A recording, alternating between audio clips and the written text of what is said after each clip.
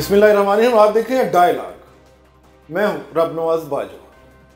नाजरीन, अगर कोई मुझसे पूछे कि हमारी मईशत का सबसे बड़ा मसला क्या है, तो वो है ऐसी इंपोर्ट्स जो कि एग्रो बेस्ड हैं। अगर वो हम अपने मुल्क में आने को रोक लें तो हमारा मुल्क अगले ही चंद माह में तरक्की याफ्ता मुल्कों में बड़ी तेज़ी से शामिल हो सकता है। ये हमारा आज का मौजू है। इस पर बात करने के लिए हमने दावत दी है chairman all Pakistan solvent extracts association doctor Mohammad Arshad साहब, जो कि रीजनल चेयरमैन FPCCI भी हैं। डॉक्टर साहब, डायलॉग में खुश आमदीद। Thank you. डॉक्टर साहब, बड़े जो इंतहाई एक समझते हैं अफसोस की बात है कि हम एग्रीकल्चर मुल्क होने के बावजूद हमारी जो इंपोर्ट्स हैं ऑयल के बाद, वो सबसे बड़ी इंपोर्ट्स एग्रीकल्चर बेस्ड जो एडिबल ऑयल्स हैं और दीगर इस किस्म की चीज़ें हैं। आप इस एसोसिएशन के चेयरमैन हैं, बताइए इस मसले का प्रैक्टिकल सलूशन और इकनॉमिकली वायबल सलूशन है क्या? जी, बिस्मिल्लाहिर्रहमानिर्रहीम। देखिए, इस ज़मीन में मैं आपको थोड़ा ब्रीफ करना चाहूँगा कि ओवरऑल हमारा जो एग्रीकल्चर सेक्टर है ना, इसमें मतलब ये एक बड़ा दुख की बात है कि हमारा जितना प्रोडक्शन का वॉल्यूम है, तमाम तर हमारी कोताहियों के बावजूद, देखिए हम 22-23 मिलियन टन के करीब तकरीबन गंदम पैदा करते हैं। 7 मिलियन टन के करीब हमारी जो होती है कॉर्न होती है, मकई होती है, और तकरीबन 7 to 7.89 मिलियन टन चावल होता है हमारा। अब इसमें इतने बड़ा ये क्वांटम तकरीबन 40-50 मिलियन टन का हमारा वॉल्यूम बन जाता है। सबसे बुनियादी जो हमारी एक बड़ी जो कमी कोताही चल रही है, और मैं तो अपने तौर के ऊपर हमेशा जहाँ जहाँ भी मेरी रसाई होती है, पावर पिलर्स को, रेगुलेटर्स को, डिसीजन मेकर्स को मिन्नत करता हूँ, समझाना दूर की बात, मिन्नत करता हूँ कि खुदा के लिए जितनी हमारी प्रोड्यूस है इसको हम संभाले तो सही ना। देखिए, ये देखिए हमने अभी तक वो फरसूदा निज़ाम बोरियों में, गोदामों में, ज़मीन पे रखने का तो हकीकत है ये कौमी अलमिया है। मैं इसको इससे ज़्यादा सख्त अल्फाज नहीं कहना चाहता, ये हमारा कौमी अलमिया है। हमारा असल अलमिया ये है कि हम जो प्रोड्यूस कर लेते हैं उसको हम महफूज नहीं कर सकते। मौसमी आप देखें, मैं खुद तकरीबन 1.5 से 2 लाख टन के करीब हमारी डिफरेंट मेरी साइट्स के ऊपर साइलोज हमने लगाए हुए हैं। उसमें हम सोयाबीन भी स्टॉक करते हैं, मकई भी रख सकते हैं, गंदम भी रख सकते हैं, पैडी भी रख सकते हैं, चावल भी रख सकते हैं। अच्छा जी। अब इसमें मतलब ये तो, और ये भी कोई नई बात नहीं है, लेकिन ये मैंने तो जितनी कोशिश हो सकती है करता रहा हूँ और करता भी रहूँगा कि कम से कम अब जो गंदम हमारी है, गंदम 22 मिलियन टन की हमारी क्रॉप है, को 8-10 मिलियन टन गवर्नमेंट खरीदती है। लेकिन आप ज़रा जाके देखें, आज भी गवर्नमेंट की गंदम खेतों में उन्होंने वो स्टैक्स लगाए हुए हैं, तरपालें डाल के बाहर रखी हुई। दुनिया में कहीं ऐसा नहीं हो रहा। आप देखें, साइलोज हैं, मतलब इसकी मेरी वर्किंग है तकरीबन 6 से 7 हज़ार रुपये पर टन की इसकी कॉस्ट आती है। इसमें उसकी फाउंडेशन बनती है, और 4,000 से लेकर बल्कि 2,500, 4,000, 10 हर कैपेसिटी के साइलोज दुनिया में मिलते हैं, और उनमें थर्मल सेंसर लगे होते हैं। अगर कहीं पर हॉट पॉकेट बनती है, उसका ऑटोमेटिक एयरेशन सिस्टम ऑन हो जाता है। आप वो बाहर की हवा भी उसमें से देता है, और ऊपर से 65-70 फुट की हाइट से वो हवा खारिज हो जाती है, और अंदर की जो गर्मी, अगर कहीं कोई हीट अप हो रहा है कोई ग्रेन, तो वो भी ठीक हो जाता है। आप उसको, तो दुनिया में ये भी होगा कि उसको जो इंजेक्टिंग जो एयर होती है उसके पीछे चिलिंग सिस्टम लगा देते हैं। अच्छा जी। तो आप 45 डिग्री सेंटीग्रेड गर्मी, आप चाहें तो उसको 20 डिग्री सेंटीग्रेड वाली ठंडी हवा दे सकते हैं। मतलब जदीद तरीन सिस्टम अवेलेबल है।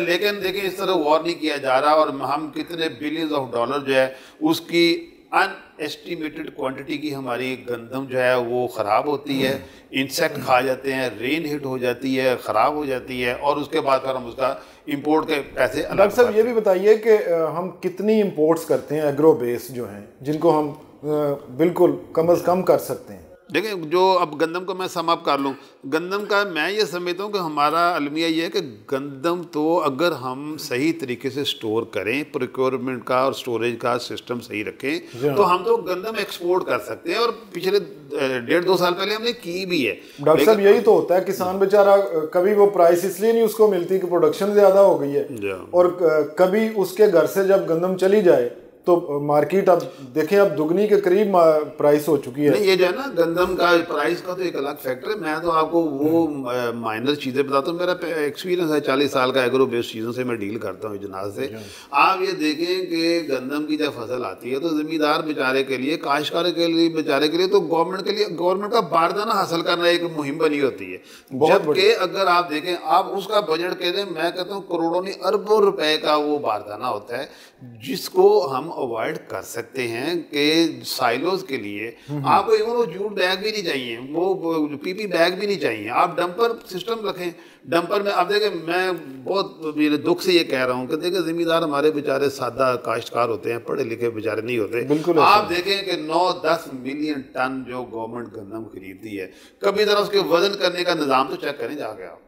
फर्शी कंडे पे तोलती है यार, बोरिए ने जुल्म है, इंतहा गए। आप लगाएं इलेक्ट्रॉनिक कंडे लगाएं, हार्डली 20-30 लाख रुपए का, 40 लाख रुपए का कंडा लग जाता है। आप वहाँ कोई निज़ाम है, प्राइवेट सेक्टर में कंपनियां मौजूद हैं, वो जो प्लेटफॉर्म वाले जो वे ब्रिज होते हैं जिसके ऊपर 100 टन तकरीबन हर जगह मौजूद है, उसकी कैलिब्रेट कमर्शियल कंडे आप देखते हैं सड़कों पे लगे हुए हैं। क्यों नहीं आप जिम्मेदार की काश्तकार की जो मतलब आपकी जो 2 तजवीज़ें अभी तक मैंने पिक की हैं, पहली ये है कि गंदम का आप वेट करने की जदीद तरीन मशीनें इस्तेमाल करें, और दूसरी ये है कि आप गंदम को और बाकी जो आपकी प्रोडक्शन है उसको महफूज कर लें साइलोज में जदीद तरीन तरीक़ों में। डॉक्टर साहब, कितना इंपोर्ट बिल हम कट कर सकते हैं, जो कि डॉलर्स हमारा चूँकि बहुत बड़ा मसला भी है, और डॉलर रुपी जो पैरिटी है वो भी इससे बड़ी हद तक बेहतर हो जाएगी अगर हम बाहर से जो 8 अरब के करीब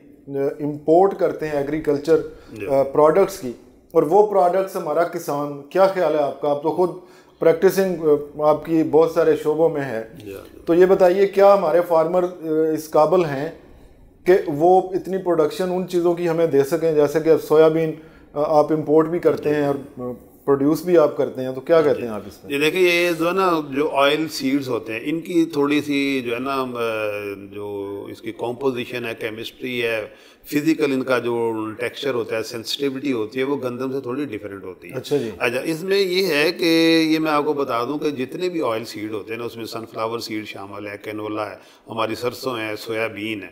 इनमें क्या होता है कि सोयाबीन को अगर मैं बताता हूँ आपको, तो इसमें क्या होता है कि अराउंड 18% इसका सेलेबल ऑयल होता है, और इसका कुछ 74-75% इसका जो रिमेनिंग पार्ट है उसको मील कहते हैं। और वो जो मील, जो सोयाबीन का मील, केक भी कहते हैं बात। हाँ, वो केक जो है ना, मैं बताता हूँ, जो सोयाबीन का जो अदर देन ऑयल पोर्शन है ना, ये ह्यूमन फूड में भी जाता है। अच्छा, इसमें ह्यूमन फूड कंजम्पशन की चीज़ें भी बनती हैं दुनिया में। इसका सोया मिल्क भी बनता है, सोया मीट भी बनता है, दही की तरह की एक चीज़ होती है, टोफो से कहते हैं मुख्तलिफ मुल्कों में, वो बनता है, बहुत सारी चीज़ें बनती है। लेकिन जो इसकी ज़्यादा यूज़ होती है वो एनिमल फीड में जाती है। पोल्ट्री को मील को खाती है, कैटल खाते हैं, फिश खाती है, बाकी जो लैम जो है आपके बकरे छतरे, इनके भी खुराक में जाता है। अच्छा, अब बात ये है कि सोयाबीन को मैं अगर अकेले को डिस्कस करता हूँ ना, तो इसका जो 80-75% पोर्शन है ना, वो जो मील है। अब वो मील की मार्केट जो पाकिस्तान में कंजम्पशन जो है ना, वो इस वक्त जितनी इंपोर्ट हो रही है ना, वो बिल्कुल एक थिन लाइन इक्विलिब्रियम पर है। अगर उससे ज़्यादा इंपोर्ट होगी, मार्केट सरप्लस हो जाएगी, प्राइसेस नोज डाइव कर देंगी, और जो है ना फिर वो जो इंपोर्टर है, जो क्रशर है, जो प्रोसेसर है, उसको लॉस होता है, और फिर वो उसका जो जाता है ना, जो फीडबैक जाता है, उसके नतीजे में फिर इंपोर्ट कम हो जाती है। तो ये मार्केट इस तरह मूव करती रहती है। जहाँ तक बात ये ना कि कैनोला और सनफ्लावर और जो सरसों है, इसमें ऑयल ज़्यादा होता है। इसमें तो 44-45% ऑयल होता है, 50-55% मील होता है। अच्छा, अब बात ये है कि ये एक बड़ा सेंसिटिव इशू है हमारा, काम इतना बड़ा आफ्टर क्रूड ऑयल सबसे बड़ा इंपोर्ट बिल हमारा एडिबल ऑयल और ऑयल सीड का है। अच्छा, अब इससे हमने छुटकारा कैसे करना है वो देखें। इसमें मेरा ये है कि अगर हम देखें, 2 रास्ते हैं।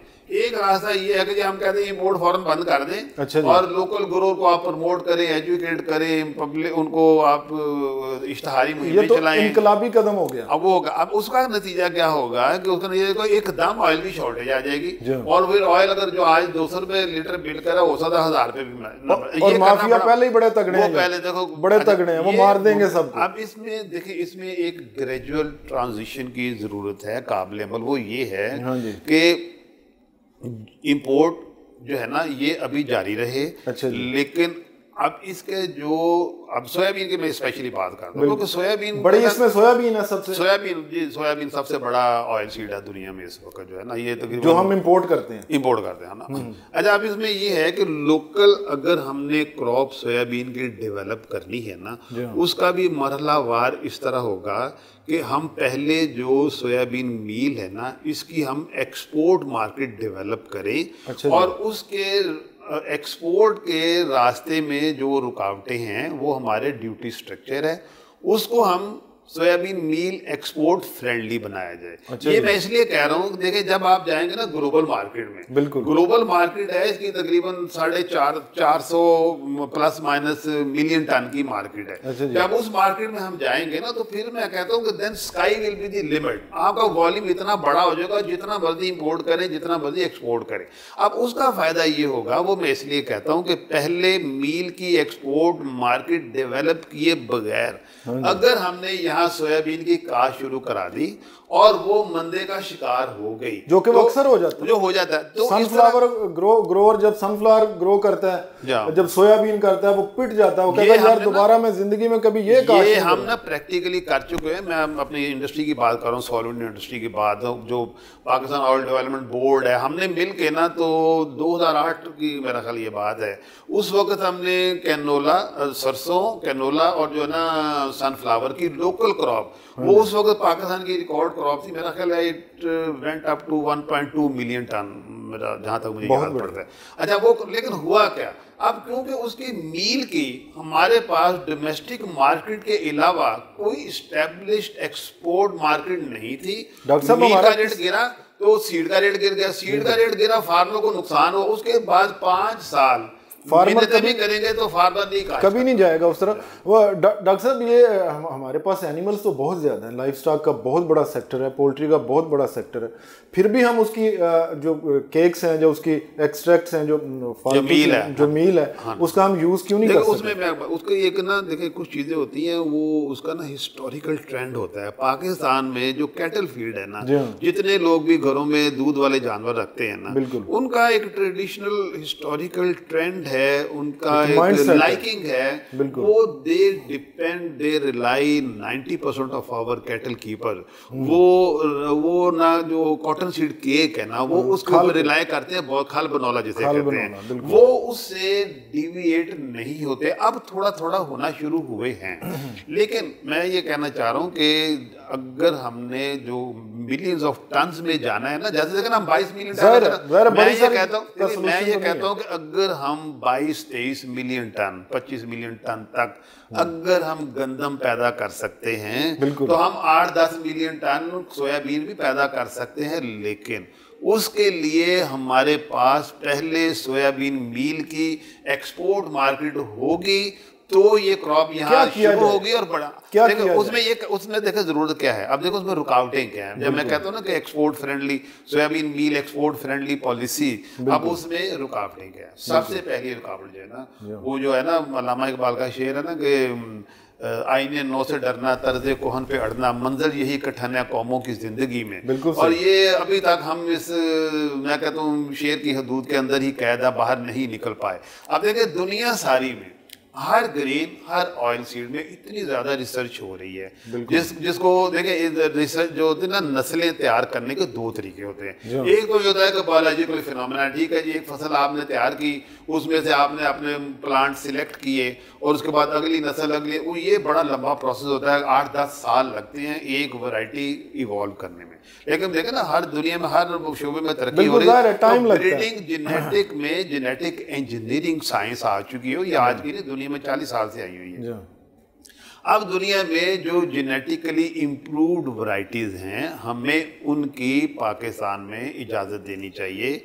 हम उसके ऊपर लेकिन उसके रेपरकशंस भी तो हैं ना डॉक्टर, मैं बता रहा हूँ। देखिए मैं जब ये इसे जीएमओ क्रॉप्स भी कहते हैं, जेनेटिकली मॉडिफाइड भी कहते हैं, जेनेटिकली इंजीनियर्ड क्रॉप भी कहते हैं।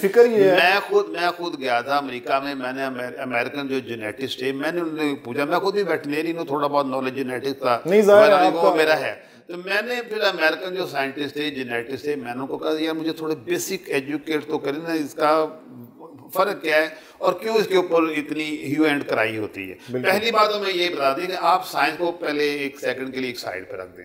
मैं कहता हूँ जी कि सबसे बड़ी जो इसके जो फेवर में दलील है वो जो मुझे अमेरिकन ने मिली वो ये है, उनका ये कहना जी कि हम यही वैरायटी, यही सोयाबीन, इसी की सारी प्रोडक्ट जो है 95% जो अमेरिकन है वो यही वैरायटी, यही जेनेटिकली मॉडिफाइड, यही जेनेटिकली इंजीनियर्ड वैरायटी 35 साल से खा रहे हैं, पूरा अमेरिका खा रहा है। डॉक्टर साहब बड़ी जबरदस्त आपकी बात है। मैं कहता हूँ यहीं पे बात खत्म हो जाती है। अमेरिका खा रहा है, दुनिया की 85% population, 90% population are on genetically modified, genetically improved varieties, और हमारे मुल्क में अभी इसके ऊपर जो है ना बहस जारी है कि हमने इसको इजाजत देनी है कि नहीं देनी। अब मैं डॉक्टर साहब इस पे मजीद बात करते हैं। अभी मुझे कहा जा रहा है एक ब्रेक का। नाज़रीन अभी लेते हैं एक छोटी सी ब्रेक, हमारे साथ रहिएगा।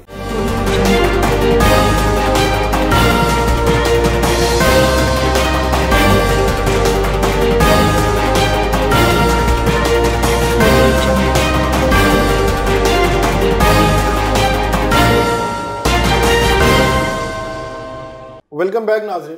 बात हो रही है डॉक्टर मोहम्मद अरशद साहब से हमारी एग्रीकल्चर की जो इंपोर्ट बिल है हम उसको कैसे कम अज़ कम या ख़त्म कर सकते हैं। तो डॉक्टर साहब आप बात कर रहे थे जीएमओ वैरायटीज़ की कि इनके कुछ इन पे ह्यू एंड कराई है दुनिया में, लेकिन इनके कुछ प्लस पॉइंट्स भी हैं। तो क्या कहते हैं आप इस पे सोयाबीन के हवाले से? जी, मैं आपको बता रहा था कि मैंने अमेरिका में गया एक प्राइस आउटलुक कॉन्फ्रेंस में, वहाँ पर जो अमेरिकन जेनेटिस्ट है उनसे मैंने पूछा बेसिक मुझे चीज़ें बता दें क्या। उनका ये था कहना, और ये हकीकत है कि ये जितनी वैरायटीज़ है ना जेनेटिकली मॉडिफाइड जो हैं, इनमें जो है ना ये वैरायटी इवॉल्व करने वालों के पेश नज़र जो है ना सबसे बड़ा जो फैक्टर था ना वो उन्होंने दुनिया को, ह्यूमैनिटी को पेस्टिसाइड के कार्सिनोजेनिक इफेक्ट से बचाने के लिए इवॉल्व की हैं। ये सारी पेस्ट रेजिस्टेंट वैरायटीज़ हैं और ये सबको बता दें कि बात यह है कि इसके ऊपर इत्तेफाक राय है दुनिया में कि mostly pesticides are proven carcinogenic either at नहीं, आपका पॉइंट बिल्कुल वैलिड है और आ गया कि जीएमओ की इजाज़त दे दें। लेकिन दूसरी तरफ ये है कि हमें अपनी जो सोयाबीन की और दीगर आयल सीड की इंपोर्ट है उसको हमने कट करना है, खत्म करना है। देखिए वो ये एक तो जीएमओ की इजाज़त अब देखो जीएमओ के लिए मैं क्यों कह रहा हूँ, जीएमओ के लिए मैं इसलिए कह रहा हूँ, देखिए जब हमने एक्सपोर्ट मार्केट में जाना है हमने लॉन्ग टर्म कॉन्ट्रैक्ट्स करने हैं दुनिया में। अब जब मील बेचने में जाऊँगा ना किसी के पास, वो मुझे कहेगा ठीक है जी साल का मुझे 2 मिलियन टन का कॉन्ट्रैक्ट करें, 1 मिलियन का करें। अब अगर मुझे इम्पोर्ट का श्योरिटी नहीं होगी तो मैं एक्सपोर्ट मार्केट में नहीं जा सकता, नंबर 1। लेकिन क्या डॉक्टर साहब यहाँ मेरा एक सवाल है कि क्या इस वक्त हमारे पास कोई दरवाज़ा खोलने के लिए किसी जगह पे थोड़ी बहुत, क्या हम कोई इस वक्त इस सिचुएशन में हैं कि हम बेशक 1 लाख टन या बेशक थोड़ी इससे भी कम वैरायटी, क्या हम एक्सपोर्ट कोई चीज़ कर रहे हैं थोड़ी बहुत जा रही है, थोड़ी बहुत जा रही है। मैं खुद भी एक्सपोर्ट कर रहा हूँ, मेरा अपना सॉल्वेंट एक्सट्रैक्शन का यूनिट है, मैं थोड़ा बहुत सोयाबीन किस मुल्क को कर रहे हैं और दीगर कौन-कौन से जो मेरी है ना, मेरी एक्सपोर्ट तो जा रही है अफगानिस्तान जा रही है। अच्छा जी। और उसके अलावा हमारे जो कराची के जो दोस्त हैं, हमारे जो क्रशर्स हैं, वो वियतनाम, यूएई छोटी छोटी क्वांटिटीज में जा रही है, बड़ी क्वांटिटी नेपाल में भी जाती है थोड़ी बहुत, लेकिन वो होती है 500 टन हो गया, 1000 टन हो गया, 2000 लेकिन चले एक रास्ता तो निकलता है ना। लेकिन तो वहां पे यूज क्या करते हैं उसका? वो एनिमल फीड में जाती है, इसका बुनियादी यूज एनिमल फीड। जी बुनियादी जो मील है ना एज सच। यहाँ पे एक और सवाल पैदा ये होता है कि क्या हम अपने मुल्क में अगर इसका ट्रेंड चेंज कर दें, क्योंकि इस वक्त खल बनौला हर जगह इस्तेमाल होती है, अगर हम फार्मर को गाइड कर दें तो क्या आप समझते हैं कि लोकली भी इसकी कंजम्पशन हम इस्तेमाल कर सकते हैं? देखिए कैटल फीड में अब कैटल में थोड़ा जाना शुरू हो गया हमारा, खासतौर पे जो तो ऑर्गेनाइज सेक्टर में जो कैटल फार्म, डेयरी फार्म बने हैं ना, वो तो तकरीबन सारे सोयाबीन मील यूज कर रहे हैं, वो कॉटन सीड केक खल बनाना इस्तेमाल की हेल्थ के हवाले से बहुत फर्क, आप वेटरनरी को भी समझते हैं। हाँ बहुत फर्क पड़ा, ये तो बेस्ट है ना। देखिए ये तो सस्ती पड़ती है खल बनौले से काफी, ये देखें इसका जो है ना प्राइस की जो इवेल्यूएशन है वो एक्चुअली इसके रिजल्ट के ऊपर है। फर्ज करें केजी में ये महंगा भी होगा, लेकिन अगर फर्ज करें ये 2 रुपए केजी महंगा है कॉटन सीड केक से, लेकिन अगर ये 2 रुपए केजी एक्स्ट्रा जानवर को खिला के फायदा अगर आपको 20 रुपए का दे रहा है दूध ज़्यादा दे रहा है और वो जो फीमेल है उसके बॉडी के अंदर कोई टॉक्सिन नहीं जाते, इसके अंदर ना एफलोटॉक्सिन नहीं ग्रो करती। नेचुरल इनहिबिटर हैं, सोयाबीन में भी है और गंदम के अंदर भी है। अच्छा जी। जबकि जो कॉटन सीड केक है ना, उसका सबसे बड़ा मसला ये है कि उसमें एफलोटॉक्सिन इतना ज़्यादा और इतनी तेज़ी से ग्रो करता है कि आप ये देखें कि जो ह्यूमन में ना, जो हम चावल एक्सपोर्ट करते हैं ना, तो हमारा जो बायर है ना, उसकी टॉलरेंस होती है 5 ppb, पार्ट पर बिलियन। जबकि आप इसको कंपेयर करें तो कॉटन सीड में ये 500 ppb से शुरू होता है और 2000 ppb तक चले जाता है। क्यों ना, अब जब 2000 ppb वाला जो कॉटन सीड जो खल बनौला जानवर खाता है ना, तो उसमें एक तो उसका रेजिडुअल इफेक्ट दूध में भी आता है, दूसरा असल में क्या होता है कि हमारे वो जो जानवर हैं, जो हमारा कौमी असासा है, उनका जो रिप्रोडक्टिव ट्रैक्ट है ना, वो तबाह हो जाता है, ओवरी तबाह हो जाती है। तो क्यों ना आपकी एसोसिएशन, मीडिया, गवर्नमेंट क्यों ना एक कैंपेन चलाए कि लोगों से कहे कि जी ये सोयाबीन जो मील है इसको इस्तेमाल करें। खल जो आप इस्तेमाल करते हैं, खल बनौला, वो उतनी इफेक्टिव नहीं है। इस हवाले से क्या आपकी एसोसिएशन ने कोई काम किया? नहीं हो रहा है। हम इसको, मैं अपने ज़ाती तौर पे भी करता हूँ। मैंने आपको बताया था 10 साल मैंने एग्रीकल्चर यूनिवर्सिटी में पढ़ाया भी है। 4-5 हज़ार स्टूडेंट सारे पाकिस्तान में मेरे मौजूद हैं, मुख्तलिफ शोबों में काम कर रहे हैं हर पोजीशन में। तो उस लिहाज से भी मुख्तलिफ कंपनी जो बड़ी बड़ी हैं, उनके ज़रिए भी ये जो होता है ना एग्रीकल्चर एक्सटेंशन डिपार्टमेंट, वो भी फार्मर को एजुकेट तो कर रहा है कि भी आप इसको ना, ये जो, और इन्वेस्टर के लिए भी बहुत बड़ा अपॉर्चुनिटी नहीं है इसमें? अगर क्या समझते हैं आप, जो डेयरी फार्मर है, आपका मतलब डेयरी फार्मर और बाकी जो कोई भी इन्वेस्ट करके डेयरी फार्म में ये नया ट्रेंड इस्तेमाल करे, ये ना से देखें, ये सिर्फ जो है ना, ये डेयरी जो मिल्किंग एनिमल है, सिर्फ उसी के लिए नहीं है, ये जो फैटनिंग एनिमल्स हैं, जो बीफ प्रोड्यूस करने वाले हैं, उनके लिए भी ये बड़ा फ़ायदेमंद है। इसमें टॉक्सिन कोई नहीं होता, इसमें जो अमाइनो एसिड प्रोफाइल होता है, क्वालिटी ऑफ प्रोटीन जो इसके अंदर है, वो बहुत अच्छी है। कोई वेजिटेबल सोर्स जो है ना, वो सोयाबीन से मेरे इल्म के मुताबिक मैच नहीं करता कि सोयाबीन के अंदर जो amino acid profile, amino acid जो पिक्चर है, वो जितनी अच्छी सोयाबीन में है, ना कैनोला में है, ना सनफ्लावर मील में है, ना लोकल रेपसीड में है। बहुत ही खूबसूरत बात है। डॉक्टर साहब ये बताइए, हमारा एक बड़ा इशू है जी, हर साल हम गंदम के हवाले से एक नए क्राइसिस का शिकार हो जाते हैं। कभी फार्मर अगर प्रोड्यूस कर ले तब भी उसको कुछ नहीं मिलता, और इस वक्त मुल्क में गंदम जो है वो इंपोर्ट की जा रही है। कितने अफसोस की बात यह है कि हमारे डॉलर्स जो हैं वो गैर मुल्की किसानों को मिलेंगे, और मिलेंगे भी जो हम अपने मुल्क में किसी को अगर 1300 दे रहे हैं तो वहाँ हम 2000 देंगे। क्या कहते हैं, क्या आप माहिर ज़राअत भी हैं, इसका कोई परमानेंट सोल्यूशन हो सकता है या हम हर साल इसी चक्कर में रहा करें? मैं तो कहता हूँ, मैं पहले भी गुजारिश की ना, ये तो एक अलमिया है, और मैं कहता हूँ एक दुख भरा अलमिया है कि देखिए 22 मिलियन टन की, और हम अभी तक साइलोज़ को इसमें रवाज देने में कामयाब नहीं हो सके। मेरा तो इसमें जो मशवरा है वो ये है, बेशक गवर्नमेंट जो है ना, मैं अपना ज़ाती तौर पर मैंने कई दफ़ा डिफरेंट डिपार्टमेंट को ऑफर किया है, कोई क्वान्टिटी मेरे साथ आप तय कर लें, कोई क्वांटिटी कर लें, 1,00,000 टन कर लें, 2 लाख कर लें, मिलियन टन कर लें। मैं अकेला नहीं कहता, जब मैं कहता हूँ मैं अकेला नहीं, मेरे साथ सैकड़ों दोस्त हैं हमारे जो ये टेक्नोलॉजी जानते हैं। कोई रॉकेट साइंस नहीं है, बड़ी कॉमन इंजीनियरिंग है ये हो सकता है कि आप प्राइवेट सेक्टर को इन्वॉल्व करना है, कर लें।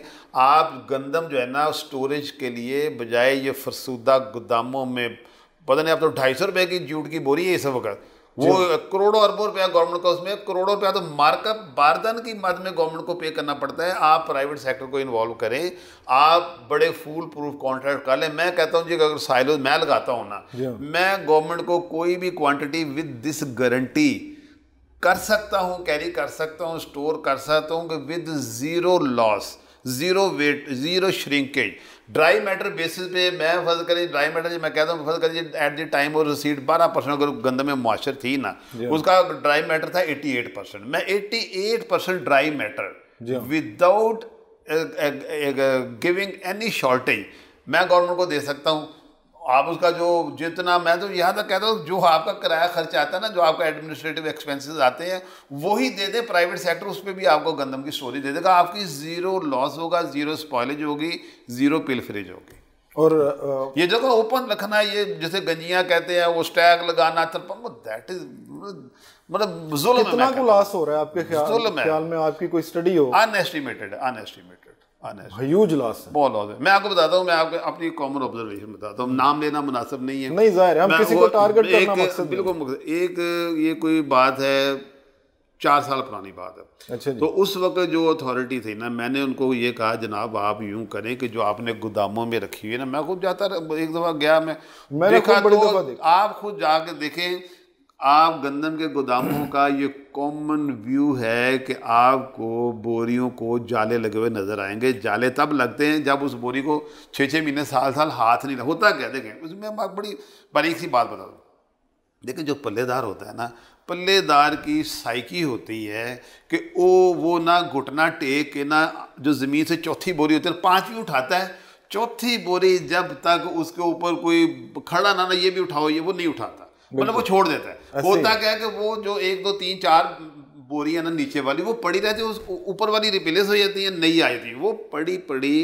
देखें आप अगर गोदाम में स्टैक आमतौर पे 12 बोरियों का होता है, 12 या 16 बोरी, अब नीचे 4 बोरियां फर्ज कर होगी 4 साल पुरानी, उसको सुसरी खा गई, इंसेक्ट लगा। एक्चुअली वो बोरी में होता ही कुछ नहीं। होता क्या जी, मुझे एक्सपीरियंस है कि वो जो हैं आपके सरकारी गोदामों में, वो जब सप्लाई देते हैं फिर वो उसमें मट्टी डालते हैं, वो एक्चुअली वो मट्टी डाल के वो अपना वेट पूरा जिसको इंसेक्ट खा जाते हैं वो मट्टी बन जाती है। तो ये मुमकिन नहीं है। मैं ये समझता हूँ इतनी बड़ी क्वांटिटी 8-10 मिलियन टन जो गवर्नमेंट खरीदती है, मेरा ज़ाती ख्याल है कि बैग्स में मौजूदा सिस्टम में उसकी क्वांटिटी और क्वालिटी को मेंटेन करना बाकी दुनिया में कहीं नहीं किया, कहीं भी नहीं होता। और देखिए इसमें जुल्म क्या होता है ये सबको पता है।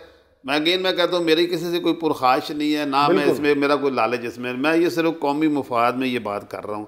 और ये मेरा जो है ना, कल एक मेरा जो दुख साझा है ना, दर्द साझा ज़िम्मेदार के साथ है, क्योंकि ज़िम्मेदार बेचारा दिन रात एक करता है, उसका सर का पसीना उसके टखनों तक गया होता है। और जब देखें जुल्म ये होता है कि जब उसके घर के गंदम फर्शी कांटे पे तोली जाती है, सबको पता है कि फी बोरी 1.5 से 2.5 किलो बोरी की खोट वहां लगाई है, यहीं पे सबको पता है, यहीं पे उसका। और कहाँ जाता है वो 1.5 किलो, कहाँ जाता है वो 2.5 किलो, उसकी बदनसीबी यहीं से शुरू हो जाती है। और देखिए उसका हल है, आप 6-7 हज़ार रुपये पर टन का साइलो लगाएं, सारा साइलो सारी दुनिया उसमें रखती है। और ये 6-7 हज़ार एक साल का बता रहे हैं, एक सीजन? नहीं 6 टोटल कॉस्ट है इसका। क्या होता है कि ये हाँ स्टील का बना होता है, फाउंडेशन बनती है, उसके ऊपर स्टील का। हमारे यहाँ पे वेदर भी 4 है, कोई मसला नहीं। मैंने बताया ना उसमें ये जो मैंने 7,000-6,000 की एनर्जी शॉर्टेज कॉस्ट बता रहा हूँ ना, सारा कुछ हो सकता है। देखें बात ये है कि आप जब ये इतने पैसे खर्च करते हैं, इसमें उसका थर्मल सेंसर सिस्टम लग जाता है,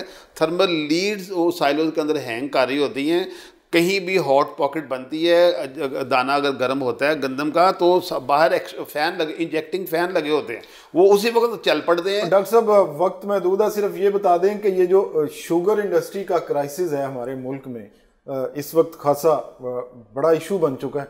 क्या करें हमारी शुगर की प्रोडक्शन जो है वो इस तरह से हो जाए कि हमारा किसान भी बेनिफिट में रहे, हमारा कंज्यूमर का भी बेनिफिट हो, और जो शुगर इंडस्ट्री है वो भी मुफाद उसका भी प्रोटेक्ट हो जाए। देखिए इसमें ना मुझे अक्सर लोग कहते हैं कि यार तुम इंडस्ट्री के बंदे और तुम जिम्मेदार की। मैं कहता है जो आपका फीडर है ना, फीडर है जिम्मेदार, काश्तकार है, अगर हम उसका भला नहीं सोचेंगे ना तो किसी का भी भला नहीं होना, ये मैं बता दूंगा आपको। अब इसमें ये देखें, मेरा ख्याल ये है कि शुगर के हवाले से मेरी इसमें प्रपोजल ये होगी कि हमें कमाद के गन्ने के चक्कर से निकलना चाहिए। और हमें जो है ना बीट शुगर को प्रमोट करना चाहिए, चुकंदर की चीनी जो है ना वो पैदा करें। देखिए जो कमाद है ना, मैं जाती तो मेरा बहुत तजर्बा प्रैक्टिकल तो नहीं है, लेकिन मैं खुद समझता हूँ कि देखिए जो कमाद है ना, जो गन्ना है, ये बैम्बू की फैमिली का प्लांट है। मैं तो कहता हूँ ये ज़मीन का सरतान है। अच्छा मतलब इसकी रूट्स होती हैं, मिनिमाइज कर लें। क्या सेम इंडस्ट्री इस्तेमाल हो सकती है? हाँ वही सेम। देख दूसरा बात कहते हैं, दूसरी बात ये कि जो चुकंदर के लिए ना आपको ज़रूरी नहीं है कि आप 20-20 हज़ार 10-10 हज़ार टन पर डे की क्रशिंग वाली मिलें लगाएं। अच्छा आप छोटी मिलों, वो उसकी छोटी मिल भी वाइबल हो जाती है। मेरा जहाँ तक ख्याल है इंडिया में ये ट्रांजिशन काफ़ी शुरू हो चुकी हुई है। पाकिस्तान में मुझे बताया मेरे दोस्तों ने, DI खां के एरिए में मतलब इसकी हो रही है क्रशिंग शुरू की, और इसका बड़ा अच्छा हाल है। मोनोपली ना बनने दी जाए, बहुत बड़े जायंट्स जो इतने बड़े मेगा, मतलब मैं मेगा प्रोडक्ट के खिलाफ नहीं हूँ, लेकिन मैं कहता हूँ कि लेवल प्ले ज़्यादा लोगों के लिए होना चाहिए। मैं क्यों भी हम 50 मिलों के मरहूने मिले तो 500 मिलें बन जाए, 200 टन की, 100 टन की, 1000 टन की चुकंदर की मिलें लग जाए। और चुकंदर की जो बीट शुगर है, अब तो जो परसेंटेज कितनी है, नई रिसर्च जो है ना, नई रिसर्च ये भी है कि जो बीट शुगर को केन शुगर के कंपैरेटिवली ज़्यादा ह्यूमन हेल्थ फ्रेंडली गिना जाता है। बाकी जो इसकी यील्ड है मुझे उसका एग्जैक्ट पता नहीं है, लेकिन ये मुझे पता है कि ये इक्वली वायबल है और ये शुरू हो चुकी है। इसको गवर्नमेंट को ज़्यादा प्रमोट करना चाहिए, एडवर्टाइज करना चाहिए। इस वक्त हम कहाँ पे खड़े हैं चुकंदर की प्रोडक्शन के हवाले से? वो थोड़ी अभी वो चुकंदर से जो है मेरा ख्याल अभी तो मेरा कोई अंदाजा है कोई रिमार्केबल नहीं है, लेकिन इसको प्रमोट करना चाहिए और दुनिया में होती है ये बात, ये इसका हाल है। तो बाकी देखना एक चीज मतलब जितने जिस काम में ना जितनी रेगुलेशंस आएंगी, जितने अदारे आएंगे, आपके सामने ही है उसका हशर क्या होता है। वो जितनी डीरेगुलेट चीज़ें हुई होंगी ना, ओपन मार्केट में दिया जाए। अब देखना, अब मेरे जहाँ तक इल्म है पंजाब में नए परमिट की भी इजाज़त नहीं है। मतलब क्यों नहीं है? अगर करना है, अगर करना ओपन करें, कंपटीशन होगा, खुद ही चीजें लेवल पे आ जाएंगी। आप लेकिन प्रोटेक्शन भी तो हमारी इंडस्ट्री मांगती है ना जी। कहते हैं हमने कारों को प्रोटेक्शन दी हुई है, मेरे ख्याल शुगर को प्रोटेक्शन, मेरे ख्याल में देखे प्रोटेक्शन जो है ना वो सिर्फ जो है ना उसमें वही जो चीज़ें है ना 2-3 बुनियादी, वो तो हमारी कॉस्ट ऑफ प्रोडक्शन जो है ना बेसिक, वो मार्कअप है, बिजली की कॉस्ट है, ये चीज़ इनको थोड़ा कर लिया जाए ना डाउन। तो प्रोटेक्शन सिर्फ और सिर्फ ये है कि जब तक हम ऑन फैक्चुअल बेसिस इंपोर्टेड किसी जो है ना फिनिश गुड के कॉम्पिटिटिव नहीं है, उस वक्त तक उस लेवल तक प्रोटेक्शन चाहिए होती है इंडस्ट्री को। उससे ओवर प्रोटेक्ट नहीं करना चाहिए। अगर चीनी है कि इसमें हमने डोमेस्टिक पहले मार्केट है ना, डोमेस्टिक मार्केट के बराबर तो प्रोडक्शन की इजाज़त होनी चाहिए। मेरे ख्याल में ये जो रिस्ट्रिक्शन ऑन लाइसेंसिंग है ना, ये नहीं होनी चाहिए, ये नहीं होनी चाहिए। ये ओपन करें, ठीक है। अभी कोई 120 दिन शुगर मिल चलाता है, 100 दिन चलाए, जिसका जितना वारा खाता है चलाए, नहीं वारा खाता ना चलाए। ये दिन बना देखे ना, गवर्नमेंट के लिए ये खाम खा का एक हेडेक बन जाता है, एक स्कैंडल बन जाता है, एक पॉलिटिकल गवर्नमेंट की पॉलिटिकल पॉइंट स्कोरिंग ख़राब हो जाती है इससे। मेरे ख्याल में लेवल प्ले होना चाहिए इसमें, जो परमिट किया ना रिस्ट्रिक्शन ये नहीं होनी चाहिए, और इससे सारे स्टेक होल्डर्स बेनिफिट में रहेंगे, सारे जो हर एक को मिलेगा ना। देखिए ये शॉर्टेज वाला माहौल बनते ही तब है जब ये देखो ना, ये मोनोपोली है ना, मोनोपोली को क्यों आप करते हैं? ओपन करें इसको। Chairman all Pakistan solvent extractors association doctor Mohammad Arshad साहब, आपने डायलॉग के लिए वक्त निकाला, मैं डायलॉग की टीम की तरफ से आपका शुक्रिया अदा करता हूँ। नाजरीन, आपने डॉक्टर मोहम्मद अरशद साहब की गुफ्तगू सुनी। इनका कहना है कि अगर ज़रा सी तवज्जो दी जाए और थोड़ी सी मेहनत कर ली जाए और जदीद तरीके अडॉप्ट कर लिए जाए, तो ना सिर्फ हमारा सबसे बड़ा जो ऑयल इंपोर्ट्स का बिल है, ऑयल सीड इंपोर्ट्स का बिल है, उसको हम कंट्रोल कर सकते हैं, बल्कि हम शुगर और वीट के जो क्राइसिस का सामना हमें करना पड़ता है, इससे भी निकल सकते हैं। इसी के साथ ही आज के डायलॉग का वक्त ख़त्म हुआ। इजाज़त दीजिए, अल्लाह हाफ़िज़।